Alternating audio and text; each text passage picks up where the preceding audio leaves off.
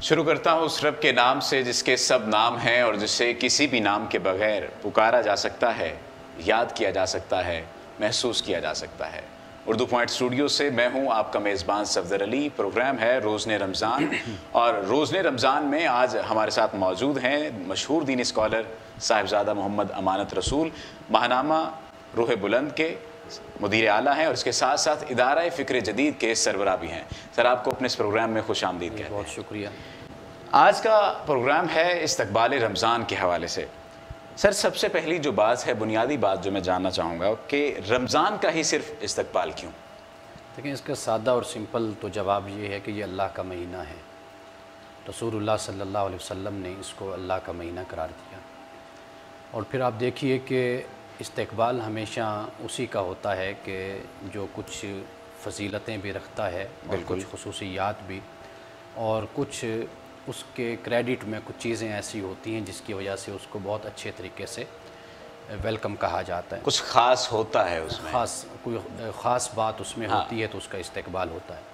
تو رمضان المبارک اللہ کا مہینہ ہے، اس میں روزے ہیں، اس میں قرآن کا نزول ہے، اس میں اللہ کی طرف سے مغفرت ہے، اللہ کے وعدے ہیں، اللہ سبحانہ و تعالیٰ خود اپنے بندوں کو جزا دیتا ہے جو روزے رکھنے والے ہیں۔ تو اس میں ایسا بہت کچھ ہے جسے ہم آج اپنی زبان میں اگر کہیں کہ پیکج ہے اس میں پورا، کہ جو اللہ سبحانہ و تعالیٰ مکمل پیکج ہے جو اللہ نے ہمیں دیا۔ تو اس لیے خاص طور پر اس کے استقبال کی طرف اشارہ دیا گیا اور ہمیں حکم دیا گیا کہ ہم اس کا استقبال کریں۔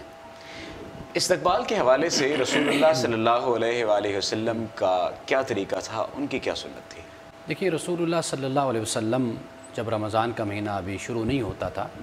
تو آپ رمضان کے استقبال کے لیے تمام صحابہ کو آپ اکٹھا کر لیتے تھے۔ جب صحابہ اکٹھے ہو جاتے تو آپ ان کو بتاتے کہ اب تم پر ایک بڑی عظمتوں والا اور رفتوں والا اور فضیلتوں والا مہینہ تم پر اب سایہ فگن ہونے والا ہے۔ اور پھر رسول اللہ صلی اللہ علیہ وسلم اس کے بارے میں مختلف جو اس کے پہلو ہوتے اس کو بیان فرماتے۔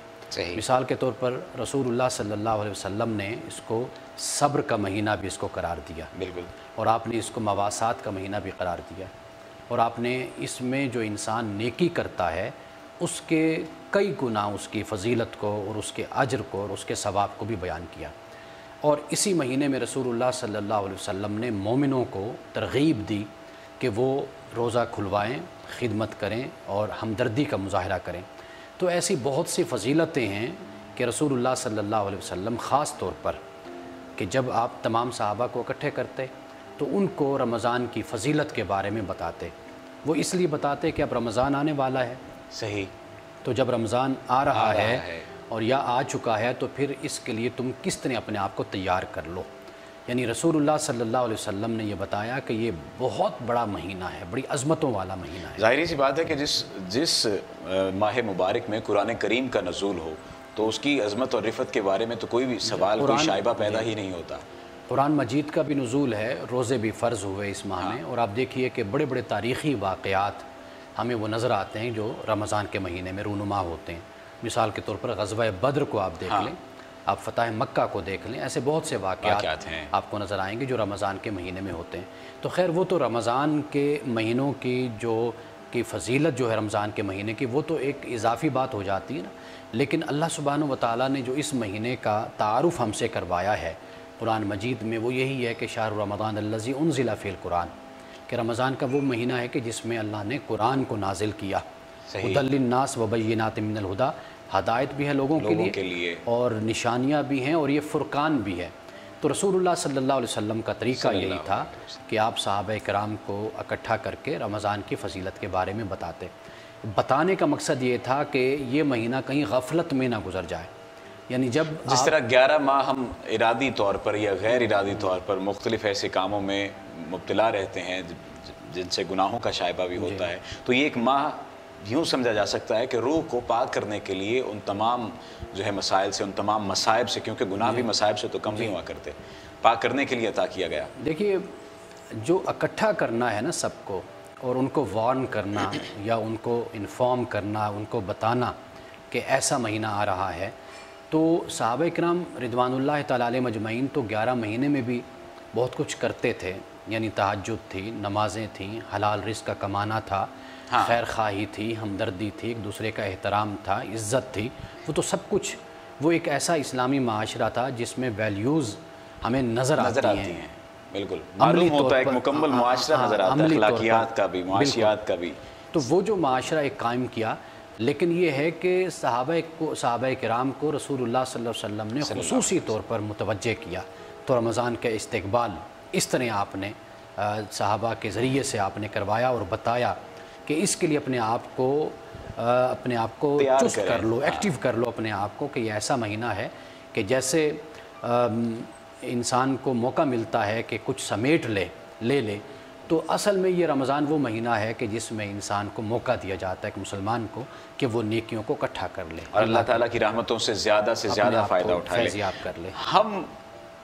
بحیثیت مسلمان رسول اللہ صلی اللہ علیہ وسلم کی سنت پر چلتے ہوئے، ان کے طریقہ کار پر چلتے ہوئے ہم کیسے استقبال کریں؟ آج کے ان جدید تقاضوں کو پورا کرتے ہوئے ہم نے وقت کے ساتھ قدم پہ ملانا ہے، اپنے جو ہے وہ تقاضے، زندگی کے جو تقاضے ہیں بنیادی طور پر انہیں بھی پورا کرنا ہے، اور رمضان کا بھی استقبال کرنا ہے۔ اس کے لیے فرمائیے کہ کیا کیا جا سکتا ہے؟ مہمان جیسا ہوتا ہے اس کے مطابق ہی اس کا استقبال ہوتا ہے، یعنی اگر مہمان کوئی دنیاوی مہمان ہوتا ہے تو اس کے لیے اور انداز استقبال کا ہوتا ہے، تو رمضان کا جو استقبال ہے یہ حقیقت میں روحانی استقبال ہے، صحیح، بالکل حقیقت ہے، دینی استقبال ہے۔ تو اس کے جو استقبال کا انداز ہے اور جو اس کے پہلو ہیں وہ بالکل مختلف ہیں، اس کو مد نظر رکھا جانا چاہیے۔ مثال کے طور پر رمضان جب آتا ہے تو رمضان کا جو بنیادی استقبال ہے وہ یہ ہے کہ آپ اپنے آپ کو ذہنی طور پر، اپنے آپ کو عملی طور پر، اخلاقی طور پر، روحانی طور پر اپنے آپ کو تیار کر لیں۔ مثال کے طور پر یہ ہوتا ہے کہ رمضان کا استقبال یہ ہے کہ آپ دیکھ لیتے ہیں کہ رمضان سے پہلے میری روٹین، میرا سکیجول کیا ہے، میرا ٹائم ٹیبل کیا ہے، اب میں اس ٹائم ٹیبل کو رمضان کے مطابق کیسے کر سکتا ہوں۔ بنیادی طور پر ٹائم مینجمنٹ جو ہے وہ بڑی اس میں ضروری ہے، یہ بنیادی بات ہے کہ رمضان کا استقبال آپ اسی طریقے سے کر سکتے ہیں کہ آپ دیکھ لیتے ہیں کہ جیسے مثال کے طور پر آپ کا کوئی مہمان آ رہا ہے باہر سے، تو آپ ایئرپورٹ پہ آپ نے جانا ہے، تو آپ پھر اپنے ٹائم کو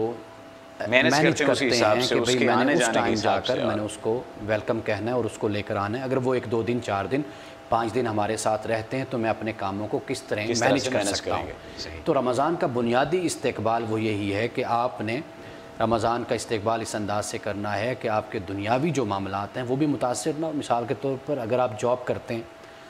یا آپ کوئی اور کام کرتے ہیں، اپنا آپ کا بزنس ہے، تو واضح بات ہے کہ آپ نے اس کو بھی دیکھنا ہے، پورا ماہ آپ اس کو بالکل ہی بند کر کے نہیں رکھ سکتے۔ تو آپ نے اب یہ دیکھنا ہے کہ آپ کس طرح ایڈجسٹمنٹ آپ کی کیسے ہو سکتی ہے، تو یہ انداز ہے استقبال۔ بنیادی طور پر یہ بھی کہا جا سکتا ہے کہ رمضان المبارک ہمیں ٹائم مینجمنٹ بھی سکھاتا ہے۔ اگر دنیاوی اعتبار سے دیکھیں، دینی اعتبار سے تو نیکیوں کا مہینہ ہے، رحمتوں کا اور فضیلتوں کا مہینہ ہے، اور اللہ تعالیٰ برکتیں نازل فرماتے ہیں۔ عام دنوں میں بھی برکتیں ہوتی ہیں، رحمتیں، اس کی رحمت کا دروازہ کھلا رہتا ہے، لیکن رمضان المبارک ایسا خاص مہینہ ہے جس میں ہم بہت ساری رحمتیں سمیٹ سکتے ہیں۔ آپ نے ذکر کیا مہمان کا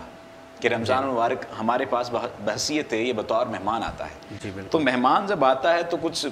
ہم ایکسپیکٹ کرتے ہیں کہ وہ ہمارے لیے کچھ تحفہ لائے گا۔ جس طرح سے وہ کہاوت بھی ہے کہ آؤ گے تو کیا لاؤ گے، جاؤ گے تو کیا دے کر جاؤ گے، تو وہ والا معاملہ اگر رمضان المبارک کے حوالے سے دیکھا جائے تو کیا تحفے لاتا ہے؟ پروگرام ہے استقبال رمضان، اور اسی حوالے سے یہ سوال۔ دیکھیے، رمضان ایسا مہینہ ہے، ایک ایسا مہمان ہے کہ جس سے آپ بڑی توقعات رکھ سکتے ہیں، ایکسپیکٹیشنز آپ بے انتہا۔ آپ کا جو مہمان آتا ہے تو آپ اس سے ایک خاص حد تک ہی ایکسپیکٹ کر سکتے ہیں، بلکہ ایکسپیکٹ تو کرنا ہی نہیں چاہیے۔ جو آپ کے گھر مہمان آئے، آپ نے اس کی مہمان نوازی اس لیے کرنی کہ یہ آپ کی ویلیو ہے، آپ کو اللہ کا حکم ہے، رسول اللہ صلی اللہ علیہ وسلم کا طریقہ اور سیرت یہی ہے، اور ایک اچھے اور مہذب انسان کا طریقہ یہی ہے کہ جو مہمان آپ کے پاس آئے آپ اس کی اچھی خاطر تواضع کریں، اس کی مہمان نوازی کریں، توقع کچھ نہ رکھیں۔ لیکن رمضان ایک ایسا مہمان ہے کہ جس سے آپ بڑی توقعات رکھ سکتے ہیں، اور توقعات رکھنی بھی چاہیے، اس کی رحمت کا جو تقاضا جو ہے وہ یہ ہے کہ اس سے رکھی جائے۔ لیکن پہلی بات تو یہ ہے کہ جسے کہتے ہیں کہ فرسٹ ڈیزرو دین ڈیزائر، تو پہلی بات تو یہ ہے کہ اپنے آپ کو بھی ہم اس لیے تیار کریں کہ ہم واقعی اس مہمان کی مہمان نوازی کریں۔ ایسا نہ ہو کہ ہم صرف توقعات رکھیں، جو ایک ہمارا قومی مزاج بھی ہے کہ ہم توقعات زیادہ رکھتے ہیں، ڈیلیور کا ہم کم کرتے ہیں، اور ہماری یہ خواہش ہوتی ہے کہ دوسرا ڈیلیور کرے۔ تو یہ طریقہ جو ان سا ہے रमज़ान मुबारक से आप तवक्कुआत रखिए, क्योंकि अल्लाह सुब्हानहू व तआला ने इस माह में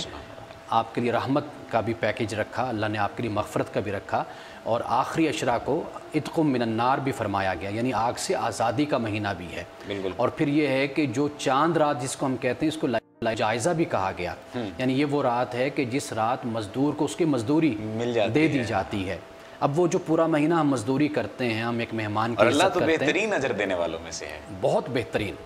यानी इंसान की तवक्कुआत से भी ज़्यादा। अल्लाह सुब्हानहू व तआला कुरान मजीद में फरमाते हैं ना कि एक नेकी जो है आपको उसके 10 नेकियों के बराबर अल्लाह ताला अजर अता फरमाता है, और कहीं पर 70 भी हैं, और कहीं अल्लाह ताला ये फरमाता है कि हद से ज़्यादा, यानी जब अल्लाह पाक 70 फरमाता है तो 70 से मुराद कसरत तादाद है, कसरत तादाद, यानी इसकी कोई हद नहीं। कहा जा सकता है कि 70 से ज़्यादा, कहीं ज़्यादा, यानी अल्लाह सुब्हानहू व तआला ये भी फरमाता है कि मैं बख्शने वाला हूँ, मैं देने वाला हूँ, अता करने वाला हूँ, ये मुझ पर है कि मैं तुम्हें क्या अता करता हूँ। अब मसला ये है कि वो कहते हैं कि जितना गुड़ डालेंगे उतना मीठा होगा, तो हम अपने इखलास को जितना ज़्यादा हो सके, सिंसेरिटी को हम अपने अंदर पैदा कर सकें, इसलिए कि अहादीस जो पाक हैं, अहादीस रसूल सल्लल्लाहु अलैहि वसल्लम है, वो हमें इसी तरफ रहनुमाई करती हैं कि आपने फरमाया ईमान व इहतसाबन, कि जिसने रमज़ान गुजारा या जिसने रमज़ान की रातें गुजारी ईमान और एहतसाब के साथ, यानी ईमान से मुराद हालत ईमान में, और एहतसाब से मुराद हालत जिसे हम कहते हैं कि खुलूस में, इखलास में, हालत इखलास में जिसने, हालत इखलास में जिसने ये दिन गुजारे और रातें गुजारी, तो अल्लाह पाक फरमाता है कि मैं उसके गुज़श्ता गुनाहों को माफ़ कर देता हूँ। तो रमज़ान जो मेहमान है ना जी, वो बहुत कुछ हमारे लिए लाता है, हमारे लिए दुनियावी ही नहीं बल्कि उखरवी तोहफ़े और गिफ्ट हमारे लिए इतने सारे लाता है कि ये हमारा दामन तो तंग हो सकता है, हम ये शिकायत कर सकते हैं कि हमारा दामन छोटा है, लेकिन रमज़ान के दामन में जो नेमतें मौजूद हैं वो कम और छोटी की नेमतें नहीं, वो बहुत ज़्यादा हैं हमारे। यानी बुनियादी तौर पर इस्तक़बाल रमज़ान के हवाले से हमने अपने आप को तैयार करना है। खुदा ताला की अता करदा नेमतें, उसकी रहमतें तो बेशबहा हैं और वो हिसाब में और शुमार में नहीं लाई जा सकती, लेकिन हमने अपने आप को तैयार करना है, टाइम मैनेजमेंट सीखनी है कि किस तरह से दीनी मामलात को भी लेकर चलना है, दुनियावी मामलात को भी लेकर चलना है, और इसके इस्तक़बाल के लिए किस तरह से टाइम मैनेजमेंट करनी है। ना ही तो हमारे दीनी जो है मसाइल, जो दीनी हमारे हिस्से हैं ज़िंदगी के, वो उनके साथ कोई मसला है, और ना ही दुनियावी कोई मसाइल पेश आएँ। प्रोग्राम का जो वक्त है, दौरानिया जो है वो अपने आखिरी हिस्से की जानिब बढ़ रहा है कि सवाल ये है कि मेहमान को इज़्ज़त दी जाती है, उसको जो है वो इज़्ज़त इस अंदाज से दी जाती है कि मालूम हो कि उसकी कदर की जा रही है, उसे भी मालूम हो और ख़ुद को भी मालूम हो। तो हम अभी रमज़ान आना चाहता है, कैसे इज़्ज़त दे सकते हैं, उसकी हुर्मत के लिए हम किस तरह से इस्तक़बाल कर सकते हैं? देखिए, रमज़ानुल मुबारक में जो अल्लाह सुब्हानहू व तआला ने हम पर इबादत लाजिम की ख़ास तौर पर, एक तो हम उसको बेहतर तरीके से अदा करें, यानी फ़राइज़ वाजिबात। मिसाल के तौर पर अल्लाह सुब्हानहू व तआला ने रोज़ा हम पे फ़र्ज़ किया, तो हम रोज़े का एहतमाम करें, फ़कत अपनी ज़ात के लिए नहीं, अपने ख़ानदान के लिए, फ़कत ख़ानदान के लिए नहीं, अपने दोस्तों के लिए भी, अपने हमसायों के लिए, यानी एक ऐसा माहौल क्रिएट करने की कोशिश करें जिससे पता चले कि यह रमज़ान का महीना है। एक तो ख़ुद अपनी ज़ात है जिस पर हमें तवज्जो करने की ज़रूरत है। दूसरी बात ये है कि ये तो हो गए फ़राइज़। दूसरा ये है कि जैसे कुरान मजीद का नुज़ूल हुआ तो कुरान मजीद की तिलावत, उसका तर्जुमा, उसका फ़हम, उसका तदब्बुर, ये दूसरा कदम हो जाता है कि इस तरफ भी हमें तवज्जो करनी चाहिए। तीसरी बात यह है कि जो नवाफिल इबादात हैं वो भी हमें रमज़ान में अदा करनी चाहिए। मिसाल के तौर पर तहज्जुद की नमाज़ है, नमाज तरावी है, वो हमें अदा करनी चाहिए। और इसी तरह 2-3 और बातें हैं कि सबसे पहली बात यह कि ज़िक्र अस्कार,